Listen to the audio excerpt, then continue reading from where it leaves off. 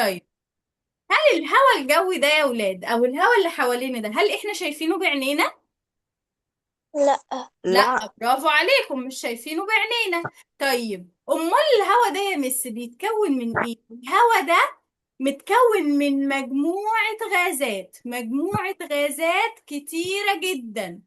ايه هما؟ تعالوا نعرفهم مع بعض. اول سؤال عندي هنا بس قبل ما نكمل بيقول لي ايه، اقرأي كده السؤال ده يا ملك. الهواء الجوي. الهواء الجوي خليط من عدة غازات. يعني نعم. مجموعة غازات كتير، برافو، نعم. طيب السؤال التاني بيقول لي ايه؟ بيقول لي يمثل الاكسجين النسبة الاكبر من مكونات الهواء. دي معلومة يا مس انا لسه ما اعرفهاش، احنا لسه ما خدناش. يا ترى الاكسجين هو اكبر نسبة ولا لأ؟ تعالوا نعرف مع بعض. بيقول لي ايه هنا عندي؟ بيقول لي الهواء الجوي زي ما احنا قلنا يا ولاد هو خليط من عدة غازات مختلفة. شوية غازات كده مع بعض كونت لي ايه؟ كونت لي الهواء الجوي، لكن النسبة دي غير متساوية، يعني في غازات كميتها كبيرة، في غازات كميتها قليلة. تعالوا نعرف مع بعض. بصوا يا ولاد، دي مكونات الهواء الجوي يا زينب. بصوا عندي كام في المية نيتروجين يا رودي؟ كام في المية؟ 78% نيتروجين. تمام؟ 78% في نيتروجين. المية حجم أكسجين. نيتروجين يا ولاد 78%. طيب الأكسجين كام يا زينب؟ الأكسجين 21%. فاهمين؟ فاهمة يا ملك؟ كلكم فاهمين يا ولاد؟ أيوة يا يبقى مس. الهواء الجوي فيه آه. نيتروجين وفيه أكسجين. طيب لو أنا بقى طلعت فوق كده وقلت الآية، يا آية اقرأي السؤال رقم 2. يمثل الأكسجين النسبة الأكبر من مكونات الهواء، هتبقى لا. لا، برافو عليك. أمال مين يا آية؟ نيتروجين. برافو، النيتروجين. تمام يا ولاد، يبقى زي ما قلنا كده وزي ما واضح قدامنا ان النيتروجين 78%، لكن الأكسجين 21%. طب يا مس في جزء صغنن هنا اللي بالأحمر ده ايه؟ ده بيقول لي ثاني أكسيد الكربون. ثاني أكسيد الكربون ده يا ولاد نسبته قليلة جدا جدا جدا. بصوا نسبته كام؟ 4/100%. يعني دي نسبة أقل من الواحد بكتير أصلا، نسبة قليلة جدا. يبقى أكبر نسبة من مكونات الهواء الجوي النيتروجين. أقل نسبة إيه يا عمر؟ ها؟ أقل نسبة إيه؟ ثاني أكسيد الكربون. تمام. أقل أربعة نسبة. من مية 4/100%. ثاني أكسيد الكربون ده يا ولاد ده أقل نسبة. تمام. يلا بينا تمام. نكمل كده. عرفنا مكونات مكونات الهواء الجوي اللي حوالينا. يبقى لما حد يقول لنا اللي حوالينا ده ايه هوا، ما اقولوش هوا وخلاص، لا، ده انا اقعد اشرح له بقى. اقول له احنا خدنا في حصة العلوم بيتكون من نيتروجين ومن اكسجين ومن ثاني اكسيد الكربون. وعارفين يا اولاد مش بس كده، ده في غازات تانية كتيرة بس نسبتها قليلة قوي. فعشان كده هما مش قايلين اسمها. بصوا بيقول لي ايه، توجد غازات أخرى تمثل نسبة ضئيلة من حجم الهواء الجوي. يعني إيه ضئيلة؟ يعني إيه ضئيلة؟ ها، مين عارف؟ اللي عارف يقول. ضئيلة دي معناها إن هي قليلة أو حاجة صغيرة جدا. برافو، حاجة صغننة قوي، برافو عليكي، حاجات صغننة قوي. طيب بيقول لي مين الغاز بقى اللي بيساعد على الاحتراق؟ لو في حد حضر الحصة اللي فاتت إن إحنا خدناها، قلنا إن أنا لو جبت شمعة يا ولاد وولعت الشمعة دي في مكان فيه هواء، وولعتها في مكان تاني معدوم الهواء ما فيهوش هواء خالص، قلنا مين اللي هتفضل مولعة؟ ها؟ الشمعة. ايوه، اللي فين؟ اللي الشمعة دخلناها. اللي اللي داخل بيدخل فيها. لها هواء. برافو، الشمعة اللي بيوصل لها هواء يا ولاد دي اللي بتفضل مولعة. الشمعة اللي ما فيش اي هواء حواليها دي هتنطفئ على انت طول. طيبة والكل... أوي انت طيبة أوي. والكلام ده شرحناه المرة اللي فاتت. طب نركز يا رودي. الكلام ده احنا شرحناه يا ولاد المرة اللي فاتت. تمام. يلا بينا نكمل. الهواء اللي بيدخل، مين فيهم اللي بيساعد الشمعة تولع؟ ما انت يا مس رحاب قلت لنا ان الهواء ده فيه اكسجين وفيه نيتروجين وفيه ثاني اكسيد الكربون. مين فيهم يا ولاد اللي بيساعد الشمعة بالظبط انها تفضل مولعة؟ ها؟ غاز أكسجين. غاز الأكسجين. برافو، غاز الاكسجين. غاز الاكسجين ده يا ولاد هو ده اللي بيساعد ان الشمعة تفضل ايه؟ تفضل مولعة. تمام. يلا تمام. بينا نكمل يا حبايبي. غاز الأكسجين، ثانية واحدة بس. بيقول لي غاز الأكسجين هو اللي بيساعد على عملية الاحتراق، لكن النيتروجين وثاني أكسيد الكربون ملهمش لازمة في الاحتراق. هل معنى كده إن هما ملهمش لازمة خالص في الحياة؟ ها؟ لا. لا، ده ليهم لا. لازمة، ليهم لازمة في حاجات كتيرة، بس في عملية الاحتراق ملهمش لازمة. تمام؟ بيقول لي غاز الأكسجين أهو من أهم مكونات الهواء الجوي، ويمثل حوالي كام؟ 21%. بيمثل حوالي 21% من الهواء، يعني خمس حجم الهواء. 21% يعني حوالي خمس، النسبة دي هي دي. طيب أهميته إيه يا ميس؟ زي ما قلنا رقم واحد يا ملك، ضروري لحدوث عملية الاحتراق. لازم علشان الشمعة تفضل مولعة أو أي نار عموما تفضل مولعة لازم يبقى فيه أكسجين. طب رقم اتنين الأهم إيه؟ وانتوا دلوقتي قاعدين بتحضروا حصة مس رحاب، انتوا بتعملوا إيه؟ مش انتوا بتتنفسوا؟ صح ولا بنفس. لأ؟ صح. بنتنفس. احنا بنتنفس إيه؟ أكسجين. نفس. أكسجين، صح؟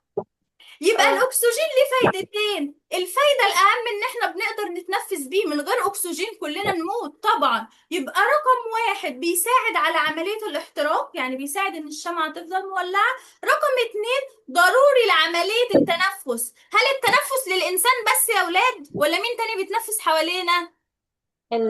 الإنسان والحيوان والنبات. والنبات كمان بيتنفس، برافو عليكم. يبقى الاكسجين ده مهم لاي كائن حي. عرفنا اهميه الاكسجين. يلا بينا نشوف اللي بعده. طب يا بس انت عمالة تقولي لنا عملية الاحتراق وشمعة مولعة، هو يعني ايه عملية احتراق اصلا؟ يعني لو قال لي عرف عملية الاحتراق او عرف الاشتعال هقول له ايه؟ هي عملية اتحاد المادة اللي قدامي زي الشمعة او الحاجة اللي قدامي مع مين؟ ها؟ غاز الأكسجين. مع غاز الأكسجين. برافو. يبقى الاشتعال أو الاحتراق عملية اتحاد المادة اللي عندي أيا كانت إيه هي، أي مادة بتتحرق قدامي مع غاز الأكسجين. تمام، ده تعريف عملية الاشتعال أو عملية الاحتراق. طب يا مس، احنا المنهج بتاعنا يا ولاد، وزي ما شفتوا المرة اللي فاتت احنا عملنا تجربة مع بعض كده لايف في الحصة. الناس اللي ما سمعتش الحصة اللي فاتت تبقى تسمعها عشان مهمة جدا. احنا كده كده في بداية الترم ان شاء الله كل ده هيتشرح تاني.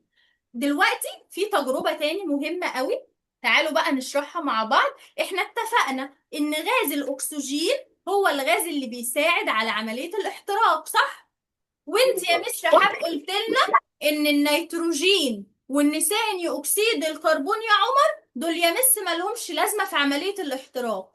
احنا عايزين نتأكد يا آية انت وزينب، عايزين نتأكد من الكلام ده. عايزين نعمل تجربة كده في المعمل تأكد لنا ان الاكسجين هو اللي مسؤول عن عملية الاحتراق. هنجيب ايه؟ هاجي اقول لملك يا ملك انت لازم تجيبي 3 شمعات. يبقى ملك مسؤوليتها تجيب 3 شمعات. وهنجيب حامل للشمعة، ما احنا هنجيب الشمعة نوقفها على ايه؟ لازم نجيب حاجة كده بتحملها، حاجة بتشيلها تقف عليها. يبقى هنجيب كام شمعة؟ كام شمعة؟ صحصحوا. 3 شمعات. ماشي، هنجيب ولاعة، الولاعة كلنا عارفينها. هنجيب حوض به ماء، طبعا مش هنجيب حوض زي حوض المطبخ أو حوض الحمام، لا، قصده حوض يعني علبة كبيرة أو حاجة كبيرة فيها مية، ده معنى كلمة حوض. هنجيب كام برطمان؟ 3 برطمانات. طيب هنجيب حاجة اسمها غطاء زجاجي. الغطاء الزجاجي ده يا زينب البرطمان بنغطيه بغطا، فكل برطمان احنا جبنا 3 برطمانات فهنجيب 3 غطيان ازاز. هنجيب اسطوانة بها غاز اكسجين. حد عارف يعني ايه اسطوانة؟ اسطوانة بها غاز اكسجين دي حد عارفها او عارف شكلها؟ مين فيكم ده عارف؟ الأنبوبة الطويلة اللي بيكون محمل جواها أكسجين. برافو، عارفين عارفين الانابيب بتاعت طفاية الحريق؟ عارفينها؟ أيوة. الانبوبة الكبيرة دي، هي دي بقى، بس هنجيبها جواها اكسجين. تمام. بالمناسبة يا ولاد، عايزة اسألكم سؤال. هو انا دلوقتي لو في حريقة بعد الشر لا قدر الله، الاسطوانة اللي بيطفوا بيها الحريق دي اللي بتطلع زي دخان، هل ينفع يطفوا الحريق بغاز الاكسجين؟ نعم. ها، قلتي ايه؟ صح؟ لا. صح. نعم. نعم. لا، ما ينفعش نطفي الحريقة بغاز أكسجين. ليه؟ ها؟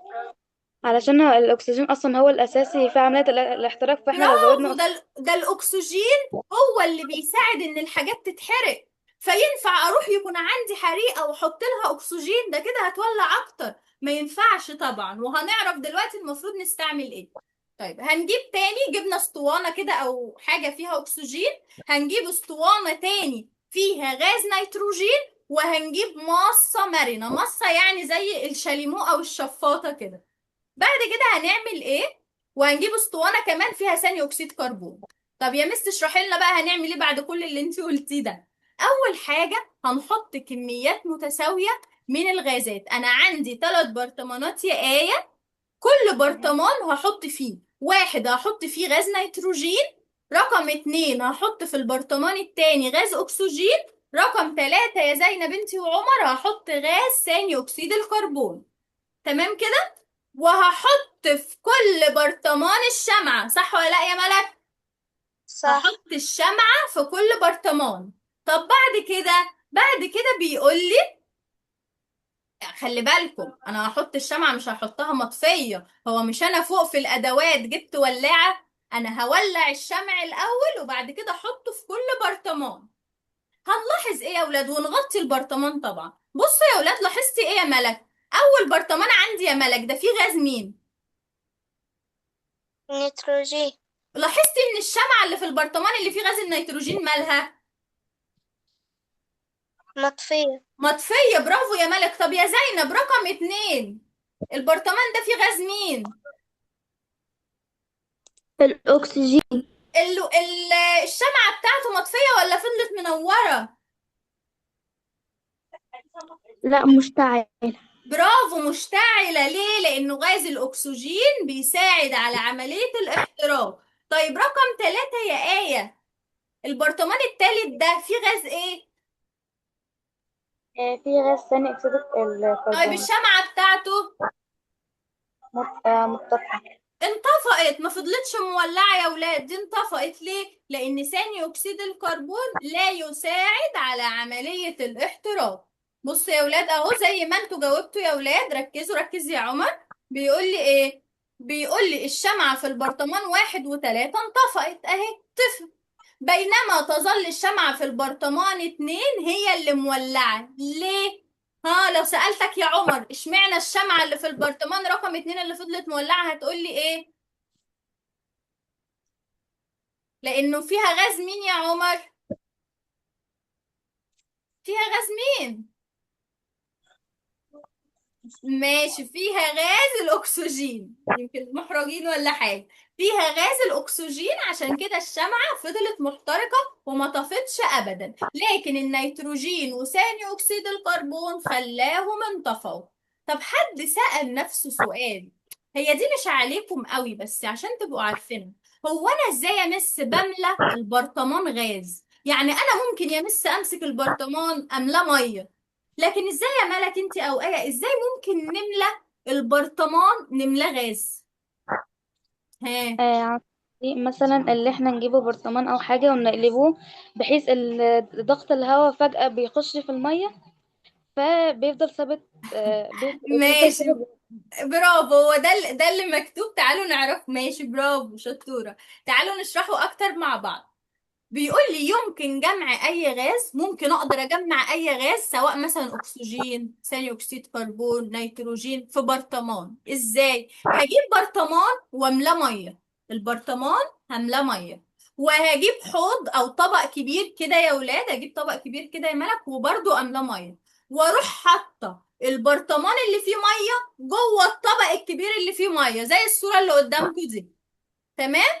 طب بعد كده يا مس هتجيبي انبوبة اكسجين، انبوبة اكسجين كبيرة كده، اسطوانة او انبوبة اكسجين. انا جبت حاجة فوق يا ولاد اسمها ايه؟ شايفين كلمة ايه دي رقم 9؟ ها؟ مصة. مصة مصة مصر. مرنة. هي دي بقى دور المصة اللي هي دي يا ولاد. الجزء ده اسمه مصة. بروح فاتحة موصلاه بالأكسجين، واروح فاتحة زي في حنفية او حاجة هنا افتحها، يبدأ الأكسجين يمشي في المصة، يمشي في المصة، يدخل جوه البرطمان. كل ما شوية أكسجين يدخلوا جوه البرطمان يطردوا شوية مية، الأكسجين بيطرد المية ويقعد مكانها، يدخل ويطرد ميه، يدخل ويطرد الميه، لحد ما نلاقي البرطمان بتاعنا الميه بتاعته فضيت، اعرف ان هو خلاص اتملى اكسجين، اروح مغطياه بسرعه ومطلعه. تمام يا اولاد؟ دي طريقه لو سالكم ازاي بنملى الاكسجين. في حد فيكم مش فاهمها؟ اللي مش فاهم يقول ونعيد تاني، مفيش اي مشكله. ها؟ في حد فيكم قاعد مكسوف او مش فاهم؟ لا نفس الحاجة. تمام. انتوا اللي شطار. ماشي. احنا في حد معانا اسمه، في حد دخل دلوقتي ما قالش اسمه؟ اللي في حد ده اكونت مازن ده مين؟ الاسم ايه؟ طيب لو في حد داخل ما قالش اسمه يقول علشان يجاوب معانا. طيب في حاجة صعبة يا ولاد في اللي احنا شرحناه ده؟ اعيدها تاني. لا شكرا. فاهمين؟ اكيد هتأكد دلوقتي اذا كنتوا فاهمين ولا لا.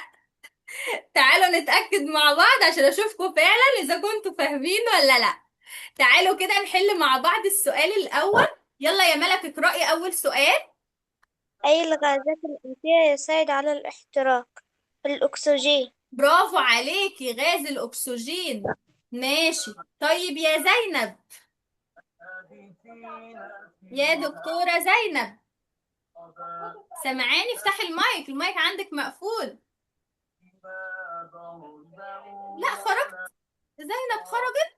زينب شكلها محرجة، بتخرجي ليه يا زينب؟ يا آية، نعم.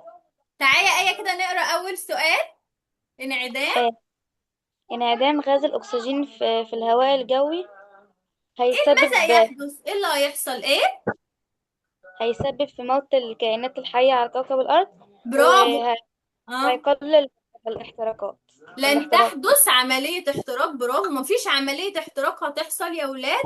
ورقم 2، كلنا بعد الشر يعني عليكم كلنا هنموت، لان مش هيبقى فيه اكسجين نعرف نتنفسه. برافو يا آية. يا لا، اللي كانت بتجاوب آية صح. ماشي. يا عمر، عمر لسه معانا ولا خرج؟ يا عمر. طب ها مين ما جاوبش؟ مين عايز يجاوب؟ مين ما جاوبش؟ كده آية جاوبت وكده ملك. آية وملك جاوبوا وزينب خرجت. الأكاونت بتاع مازن ده مين؟ احنا فاتحين المايك اهو، يلا نجاوب. قفلت المايك ليه؟ جاوب ما تخافش. كده خلاص يعني هنخلي ملك وآية بس اللي يجاوبوا معانا. طب يلا يا ملك كملي طالما هما مكسوفين.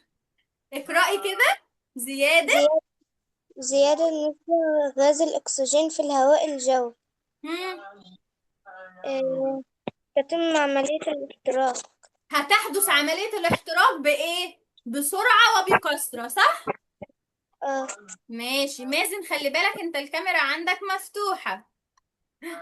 طيب يلا يا مازن هتشارك معانا ولا لأ؟ نقرأ السؤال رقم 3. اقرأ السؤال سهل ما تخافش. خلاص براحته. يلا يا آية كملي. هي آية وملك اللي مش محرجين في المجموعة. كملي يا آية. وضع شمعة مشتعلة في إناء مملوء بالأكسجين، الشمعة ستظل كما هي مشتعلة. برافو، ستظل الشمعة مشتعلة يا ولاد، هتفضل مولعة عشان هي جوه برطمان فيه أكسجين. شطورة. طيب يا ملك رقم 4. وضع شمعة مشتعلة في إناء مملوء بغاز النيتروجين تنطفئ. برافو، هتنطفئ الشمعة طبعا لأن غاز النيتروجين ده مش بيساعد على الاحتراق. شطورة. ماشي. طب يلا نحل مع بعض صح وغلط. كملي يا آية، وكل واحد فيكم سؤال بقى. لا، ثواني ثواني، نرجع تاني للكتاب. يلا يلا يا آية، صح وغلط. يتكون. يتكون الهواء الجوي من غاز واحد فقط، هتبقى خطأ. خطأ طبعا. بيتكون من كام غاز قدامنا؟ ثلاث غازات: الأكسجين وثاني أكسيد الكربون والنيتروجين. وطبعا في غازات تانية يا ولاد غير التلاتة دول، بس نسبهم قليلة قوي فهم مش بيذكروهم. برافو. يلا يا ملك تمثل. تمثل نسبة غاز النيتروجين حوالي 78% من حجم الهواء الجوي. صح. صح طبعا، برافو عليكي. يلا يا آية، بصوا حظكم انتوا اللي بتجاوبوا. ها، اقرأي.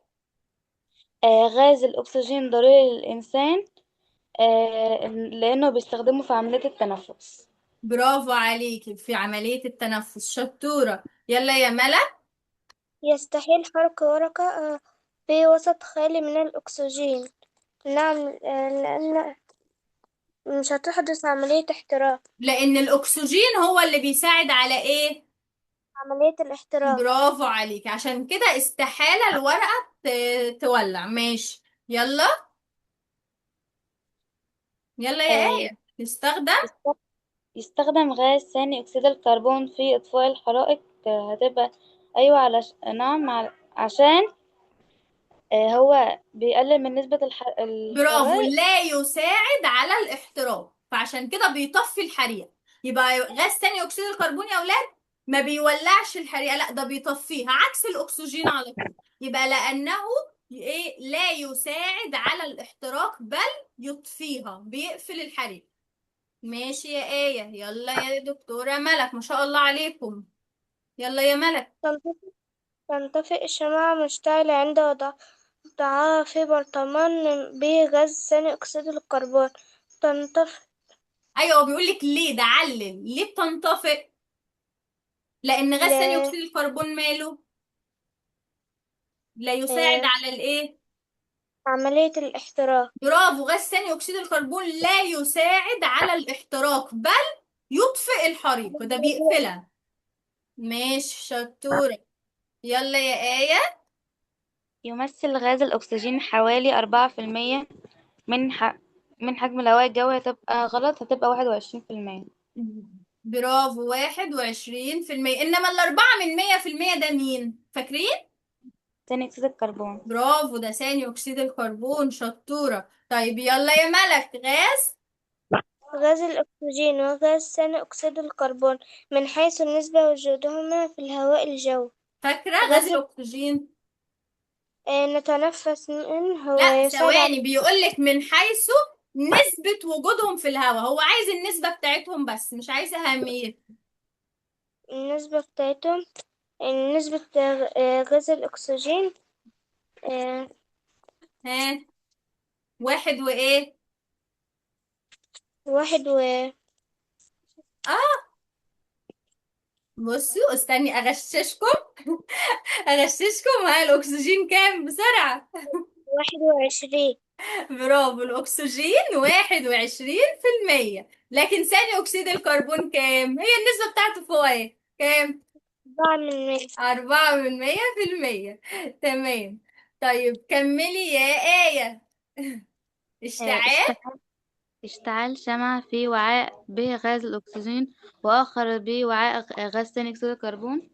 اه، إن الشمعة اللي فيها غاز الأكسجين هتظل مشتعلة، واللي فيها ثاني أكسيد الكربون مش هتظل مشتعلة، عشان ثاني أكسيد الكربون ما بيساعدش في عملية الاحتراق. برافو، اوضح له. برافو عليك. اقول له الشمعة اللي في الوعاء اللي فيه اكسجين ستظل مشتعلة لان الاكسجين يساعد على عملية الاحتراق.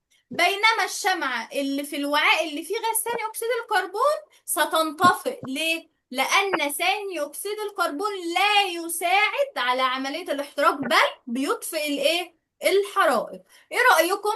في الدرس ده؟ اظن درس جميل جدا وسهل جدا، صح ولا لا؟ في اه. اي حاجة اه. مش مفهومة في الدرس ده؟ لا.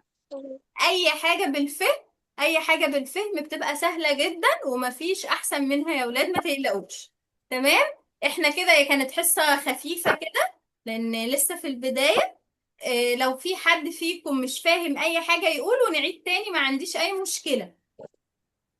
ولا كله لا. مفهوم؟ انا ملاحظة إن في ناس لسه داخلة ما حضرتش تعب. اول جزء من الحصة، وفي ناس خرجت، فان شاء الله هبعت لكم الحصة دي مسجلة عشان اللي فاتوا حاجة، والناس اللي خافت من الأسئلة وجريت وهربت هبعت لكم الحصة مسجلة علشان تسمعوا الإجابات كمان بتاع الأسئلة. ما شاء الله عليكم زمايلكم، ما شاء الله ما شاء الله جو. إيه، البداية بتاعتنا بإذن الله يا ولاد لبداية الترم هنبدأ يوم 15/8، دي البداية الفعلية. اللي محتاج يعرف التفاصيل أو المواعيد أو كده يبعت لي على الخاص بالاسم ثلاثي وهبلغه بكل التفاصيل إن شاء الله. حد محتاج مني أي حاجة؟